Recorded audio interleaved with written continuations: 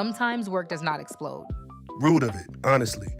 If a workplace is going to ruin your nervous system, it could at least use confetti. No confetti. A siren? Usually no siren. Tiny villain cape on the calendar invite? Also no. Cowards. Most difficult workplaces do not announce themselves. They accumulate. That is worse. A weird meeting, A colder tone? a missing invite, A joke that was not quite a joke? a rule that appears only when you need something, A boss who is warm in private and strangely careful in public? a coworker who sees the pattern then suddenly sees nothing. The room gets foggy. And you start asking, is this toxic? Am I being dramatic? Should I document? Should I say something? Should I leave? Should I become a small woodland creature and live under a filing cabinet? Operationally, no. Emotionally? Understandable. Good. The filing cabinet remains emotionally available. But if work feels wrong and you do not know where to start, this episode is for you. Not because we want you spiraling. Not because we want you diagnosing everyone in the break room. Please do not diagnose Brenda by the microwave Brenda has enough happening. and suspicious yogurt. Today we are opening a starting door. Because sometimes the first question is not, what is the whole pattern? It is, what keeps happening? Welcome to Luke and Darcy, Read the Room. And if you have been thinking, work feels wrong, but I do not know where to start, You found the right space. you do not need the whole library today. You need one clean starting door. I'm Luke, And I'm Darcy. and this is Read the Room, a podcast for people who feel something is off, but do not have language for it yet. Especially people who are careful, quiet, observant, delayed processing, socially exhausted, or tired of being told the room is normal when their body keeps saying it is not. Today's episode is for the person who has started using phrases like, this place is weird, Or something is not right here. or I cannot explain it, but work feels heavy, Or why do I feel worse after every meeting? or why did that one email make my entire soul sit down? The soul sometimes has good instincts. Mine has a tiny folding chair. Of course it does. So is this the toxic workplace episode? Carefully. That is a Darcy word if I have ever heard one. Because toxic workplace can be a useful phrase, but it can also become a giant emotional suitcase. Heavy, overpacked, bad wheels. And once people grab that suitcase, they may try to carry the whole workplace at once. Everything goes in it. Every meeting, Every coworker, every tone, every delayed reply, every silence. every Slack emoji that felt judgmental. Some emojis are crimes against clarity. The upside down smiley has a record. But today is not about proving the workplace is toxic. That is important. Today is about giving the listener somewhere to start when the word toxic feels too big, too scary, too loaded, or too hard to prove. So we are not asking them to label the whole room. We are asking them to name the repeat. What keeps happening? That is the door. Tiny door, big hallway. Yes. Segment 1, you are not behind because you cannot explain it yet. Can we start with the soft thing? You have been waiting. Patiently. No. Fine. If you are listening and you cannot explain what is wrong at work, yet you are not behind, You are not failing because you do not have the full sentence. you are not weak because the room affected you before you could name it. You are not dramatic because you need language before you make a move. You are not paranoid because you notice the same thing happening more than once. And you are not required to diagnose the whole room before you are allowed to protect your peace. That one matters A lot.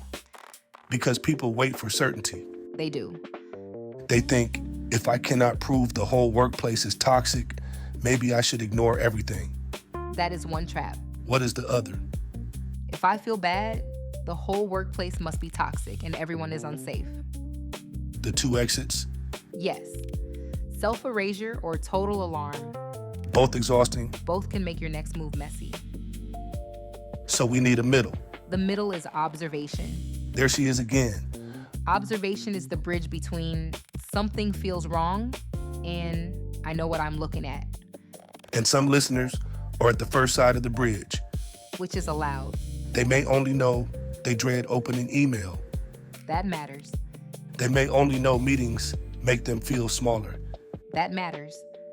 They may only know their workday ends, but the room stays in their head.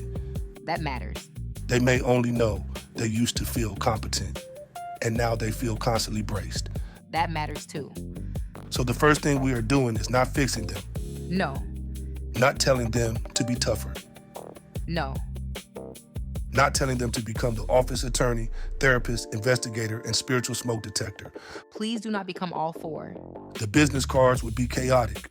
We are giving them permission to start smaller. What keeps happening? What keeps repeating? What keeps costing you? And what keeps getting protected? That last one has teeth. We will not bite with it yet.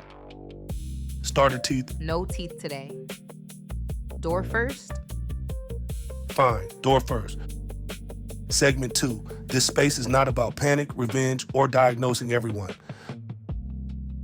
Before we teach the starting move, we need to say what this space is not. Good.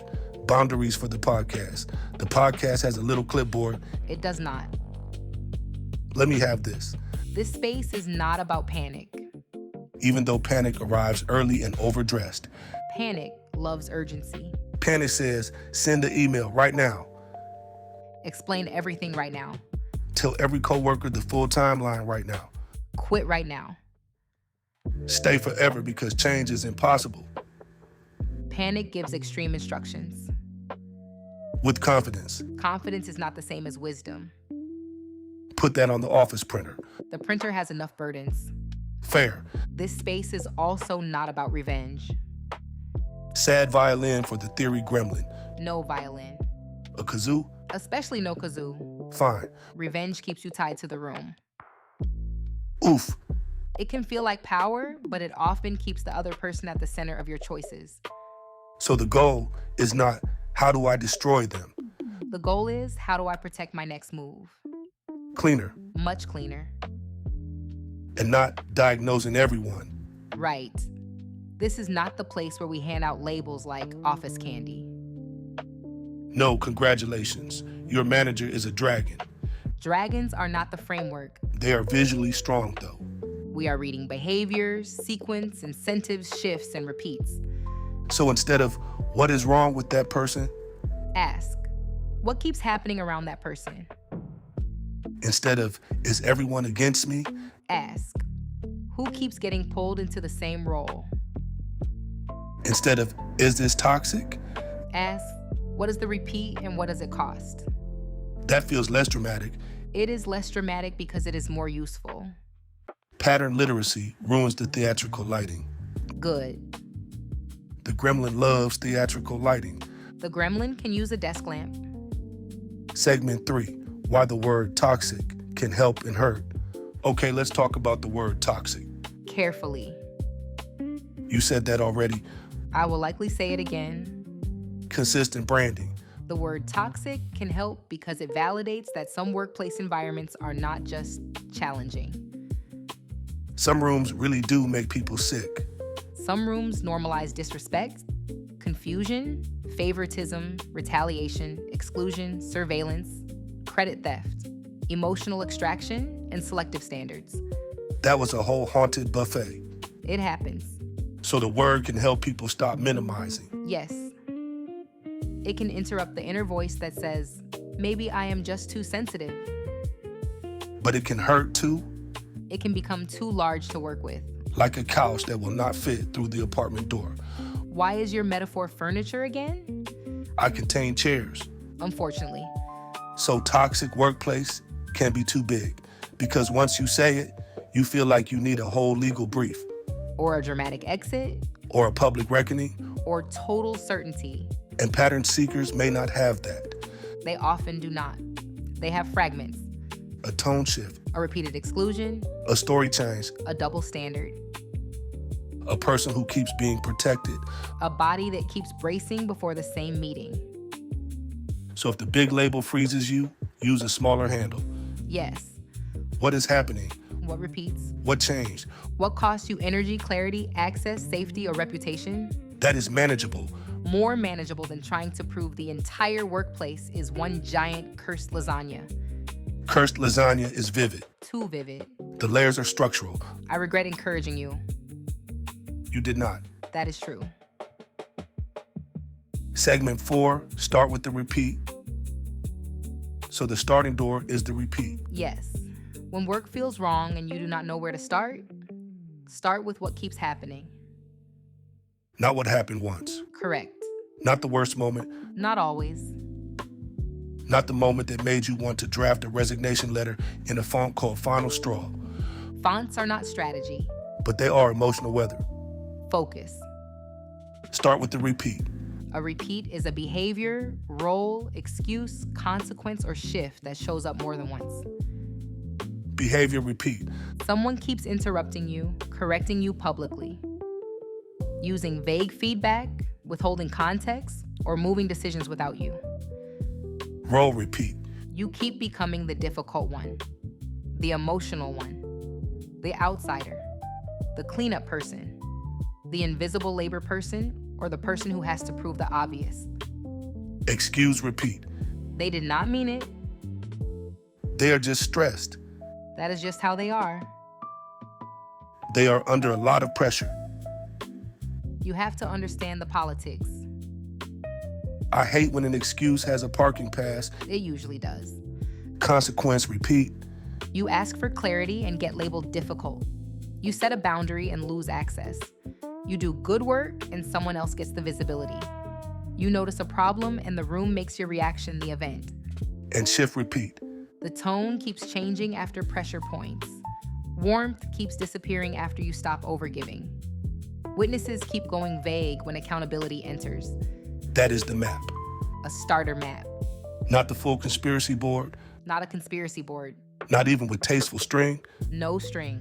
Fine.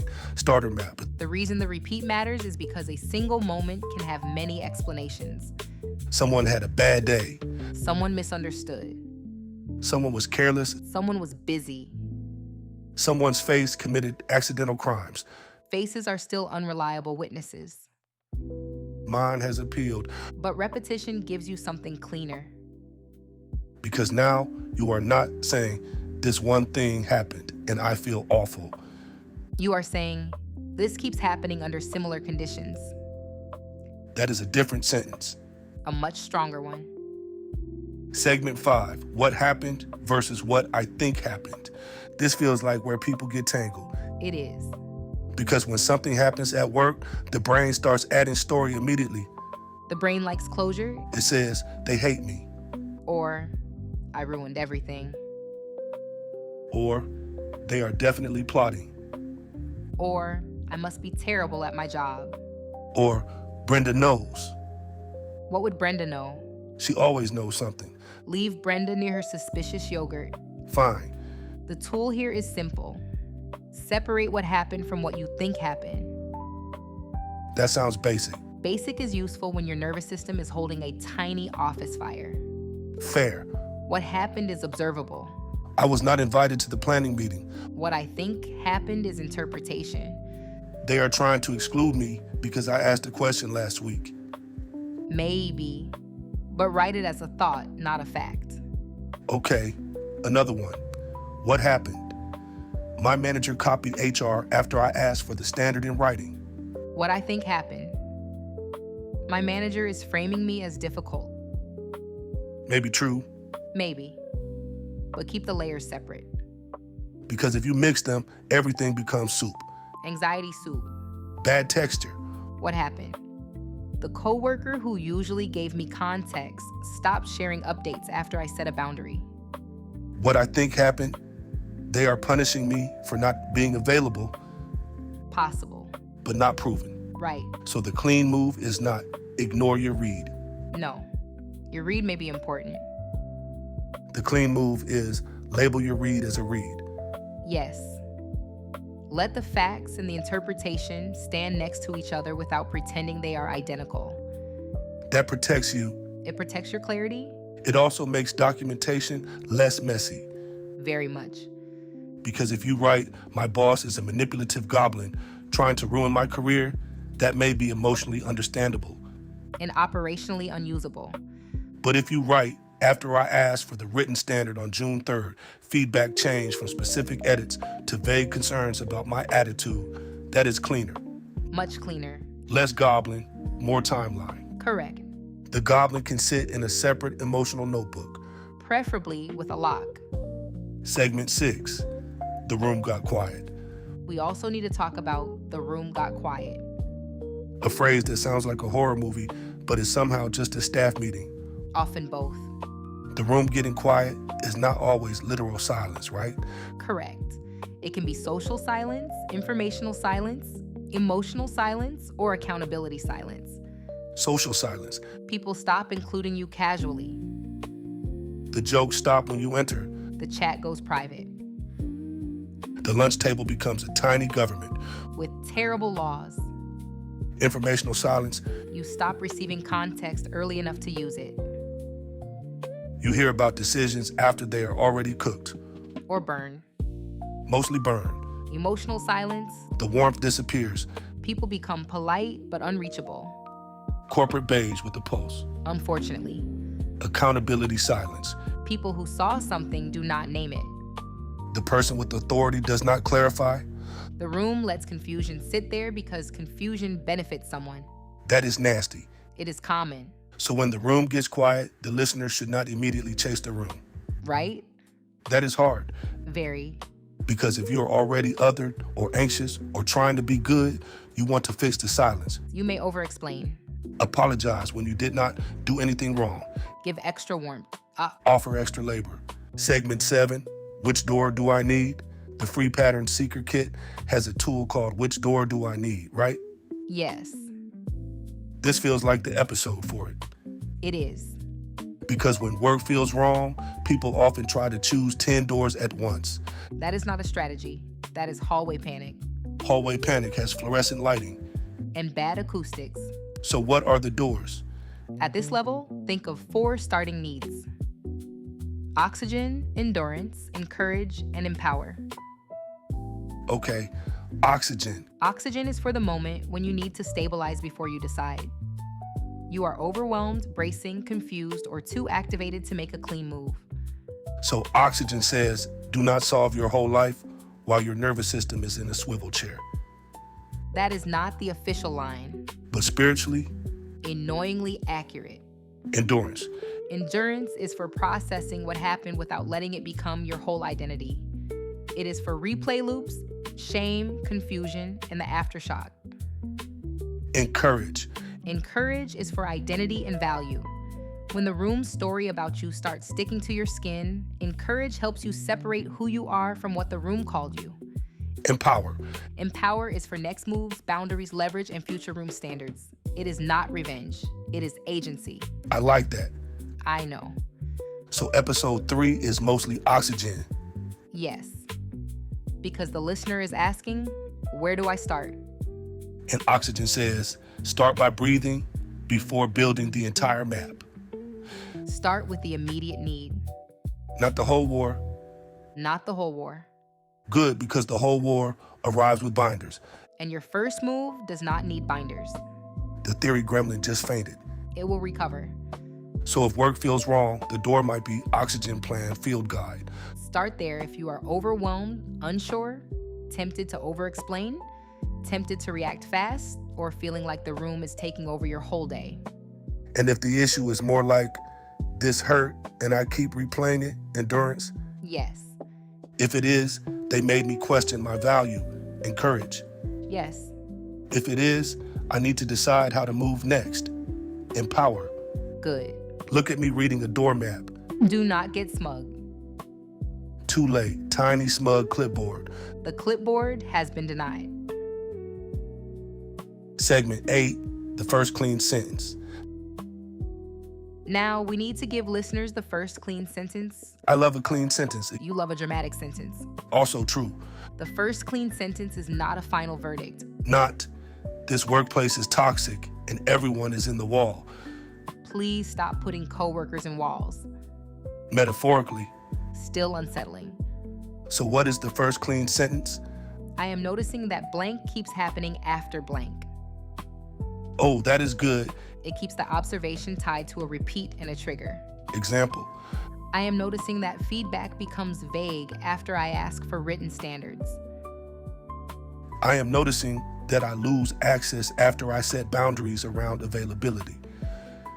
I am noticing that my ideas are welcomed when unnamed, but challenged when attached to me. Oof. I am noticing that coworkers go quiet after leadership should clarify something. I am noticing that mistakes become character stories when I make them, but process issues when other people make them. That one is common. Very. The first clean sentence lets you name the pattern without overclaiming. It does not say why yet.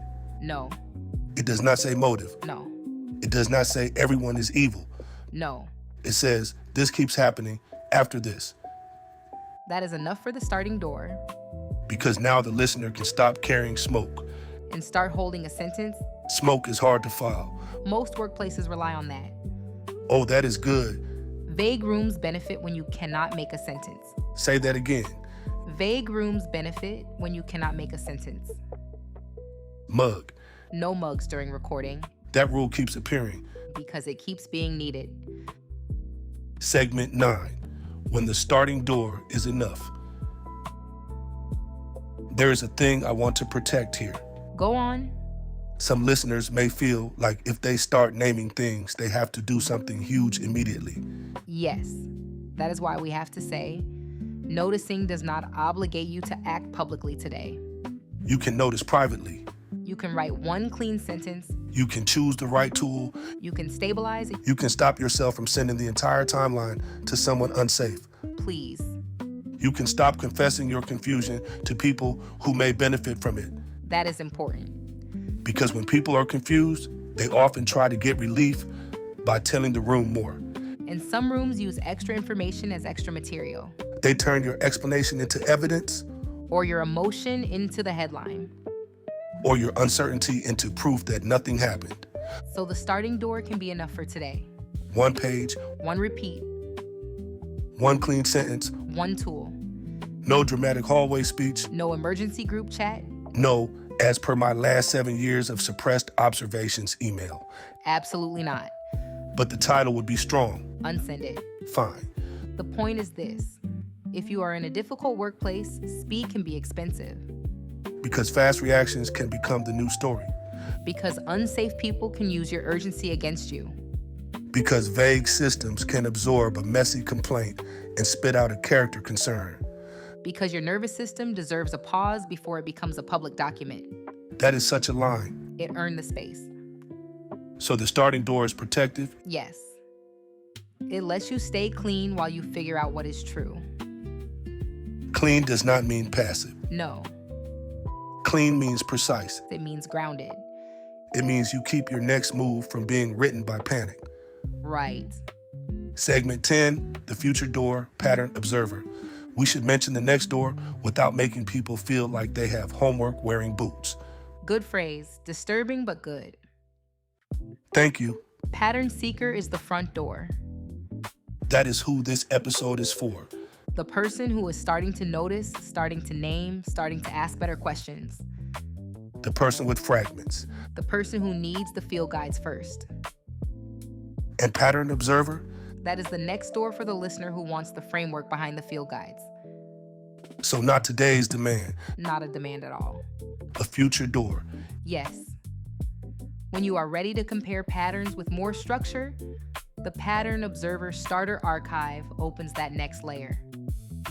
Starter worksheets, Mini kits, starter scripts, glossary cards, field notes. early practice rooms.